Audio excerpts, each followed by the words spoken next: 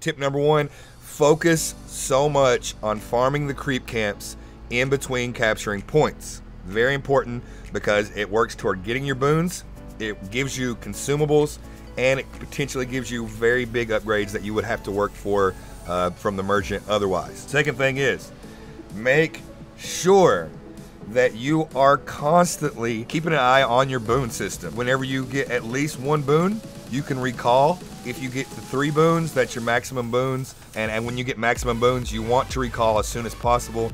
As long as your team is okay. It takes about 15 seconds to get out of get back into the game after you recall. But if you have 3 boons, you can use those boons to purchase items. Each item costs 1 boon, so if you go into the merchant with 3 boons, you get the potential 3 items. And you can use recall not only to upgrade items, but you can also use it whenever you're low health and you don't have an opportunity to heal up, or somebody's pushing you or you see a whole team coming at you and you just need to get out of there. You can recall. You can even recall while moving. Tip number 3, I think probably the most important resource in Dominion are the scrolls, and that's another reason why you should constantly be farming those creep camps, because those scrolls are going to be so important to get those talent builds activated to their full potential. And to be honest with you, the talent builds are one of the most important things to get going. So get those talents upgraded as soon as possible by grinding the creep camps in between capturing the points.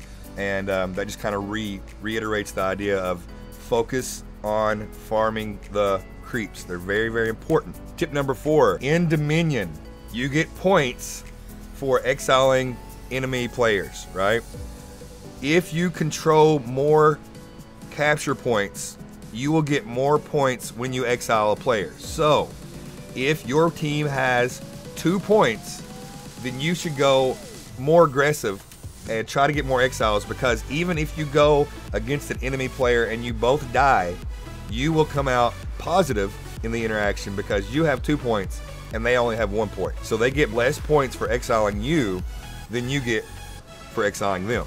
So be aware of how many points your team has control of. Make sure you play aggressively whenever you have those points captured so you can capitalize. Tip number 5, and this is one that I've learned: be aware of your build and your playstyle, and be aware of when it's weak and when it's strong. For instance, I particularly love to play W key aggressive DF Pyromancer. I love to play that style of Pyromancer, up in your face. And I also like to use a rune that's not super popular. I use the Flight rune, and with that particular playstyle and with that particular rune, I'm kind of weak early on because my rune has such a long cooldown. So when I use my Flight rune, it's kind of gone for a while until you know I can get it back and survive until that happens. I will rush upgrading that rune when I go to see the merchant as soon as possible, because I know that it's got a long cooldown and that I rely on the Flight rune a lot. And last little bonus tip that I would recommend is focus on the blessings at the merchant. There are 3 different types of blessing.